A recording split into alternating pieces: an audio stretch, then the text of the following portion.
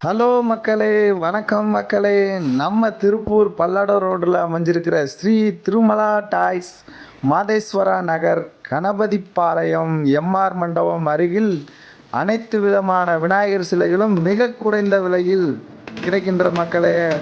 வாங்க வாங்க ஆவணி மாசம் அள்ளிட்டு போங்க. வணக்கம் வணக்கம் வணக்கம் மக்களே!